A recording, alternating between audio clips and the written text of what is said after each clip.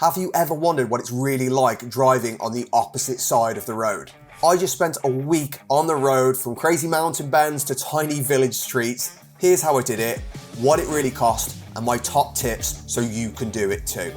But first things first, renting a car in Italy. Well, I don't know if you know anything about renting a car, but it can be very expensive. Italy, however, is not one of those places. So I used an app called Skyscanner, I'm sure we've all heard about it, only about 2 weeks before. But I only paid around £90 for 10 days. That's less than £10 per day.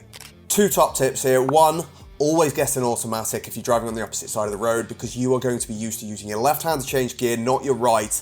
And when you're trying to think about everything else, it's going to be horrendous. Get an automatic. Second bit of advice is always do a full close-up video around the car. Walk right around the car before you drive away, just in case you need proof of any dents or scratches later. Saves a lot of hassle for you and a lot of money. I've never had a problem, however, better to be safe than sorry. We've got the car, a Jeep Renegade. Main thing is it's automatic. Now I've got to try and figure out how to drive it. Let's go. Oh hey, it's a little bit strange getting in on the wrong side, I'll be honest, but it's going to get worse yet. The hardest bit is getting used to driving on the right. It's so easy to let your brain go on autopilot, lose focus for a second, next thing you know, you're at a roundabout, you're trying to go around the roundabout the wrong way. One thing that helped me massively was commentary driving. Talk to yourself throughout every turn out loud, especially at roundabouts and junctions. First, we've got to figure out how to work the car. Door open, door no longer open, reverse. Where's the gas pedal there? Am I supposed to go this way? Huh? Well, tough luck if I was or wasn't. I'm gonna put my glasses on. And I'm on the right side, aren't I, not the left. So we're driving for an hour 15 now, and we're driving all the way to Lake Como. Beautiful place. At the moment, I'm just trying to figure out my positioning, because naturally you always use the line on your right because you're positioned on the right, but now I've got to try and use a line on the left. So the first thing I do is just keep pulling to the right. Okay, first roundabout. This is always fun. It does get easier in about an hour. Your brain does adjust, but it takes about an hour. So you've really got to focus for that first hour. The signs are pretty similar. So as long as you know what the signs are in the UK, you're pretty good, but it's still bloody confusing. Because I'm going third exit left on the roundabout, so I've got to give way to the left, not the right.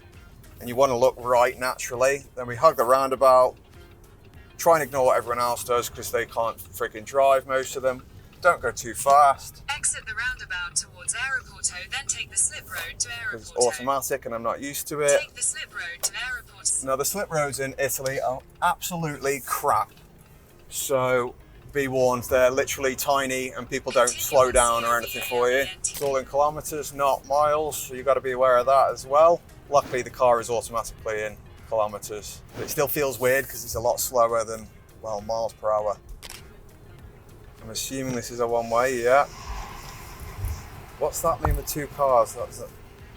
Best double check that sign. Bruh. The other really tough bit is your eyes naturally get drawn because the central mirror is here.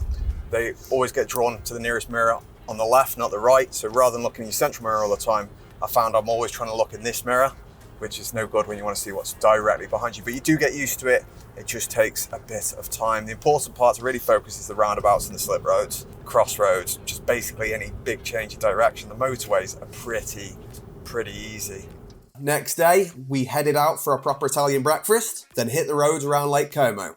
These are some of the narrowest, hilliest roads I have ever seen. Passing cyclists, squeezing through tiny villages, and dealing with solid white lines that seem to mean nothing to the locals is all part of the experience. A few things that will catch out UK drivers: solid white lines don't seem to mean the same thing here. Locals cross them all the time. Another thing, in April you are legally required to have snow chains in the boot, even if it's sunny. And when you hit the mountains, expect 120-degree bends and barely 30 centimeters between you and the massive drop. And whatever happens, don't feel pressured, let locals overtake if they want to, and take it slow. Main thing we've learned is the Italians don't follow speed limits. No matter what the speed limit says, they're going to go faster.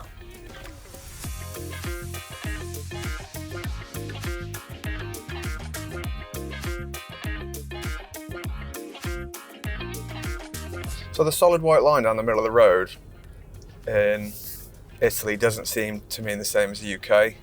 UK solid white lines mean do not go over. Here, they just use solid white lines everywhere, so... And then they seem to have areas of broken white lines, which mean hazard, rather than the other way around. Ah, like that? Yeah. Is that what that means? Yeah. Red line means Red line leaving. means you're going out of that now. Okay, no red line means you're entering.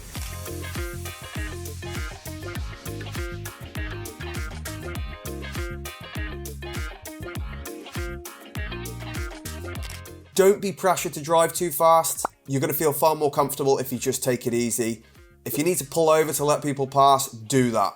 Locals know these roads inside and out. You don't. It's a bit like driving to Wales, but worse. Oh, I'm going too slow for him.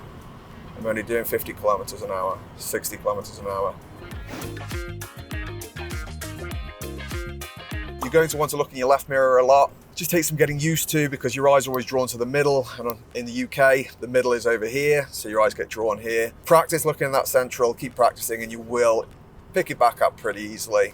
Next one is when you're driving, especially if it's your first time, you're going to be drawn to the right a lot because you're used to being on the right side of the car. You're going to keep pulling to the right.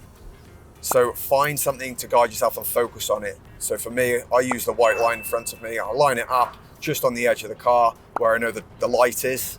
And I just use that and make sure at all times I'm hugging that line because I know I'm not on the other side of the road, and at the same time, I'm not too close to the right line. Occasionally, I will still check my right mirror just to make sure I'm that 20, 30 centimeters away from the edge. I promise you will be drawn to the right. That's probably the biggest issue that I had when I drove over here the first few times.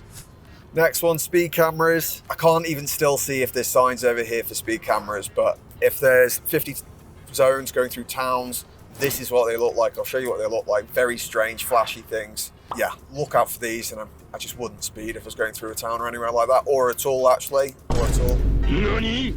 Everyone else around you does, so just be warned. They drive like absolute lunatics through the tunnels and places like that. Probably the most important tip of all, because it still catches me out, anytime you get to a roundabout or junction, particularly the roundabouts, you need to really focus. They put random giveaway lines in random places. I've nearly missed a few and nearly missed a biker or a flaming car coming out of nowhere because you just wouldn't see that in the UK. Really look out for the lines on the road. And yeah, anytime you get to the roundabout, I'd really recommend talking to yourself. Really focus, tell everyone to be quiet in the car and focus on what the hell's going on, because you'll forget, you'll go back into UK mode instantly and forget that you need to give way to your left, not your right. And when it happens, pretty terrifying. And again, if you're on a crossroads and you need to turn, you'll want to turn up the wrong side. So look out for this sign here. It's a little arrow, white arrow in the blue background. Always follow these. Wherever these point, you can drive. That's how you, yeah. Really, really important. If you come on a dual carriageway in Italy, lots and lots of them. Right lane is normal driving lane, left lane is overtaking lane.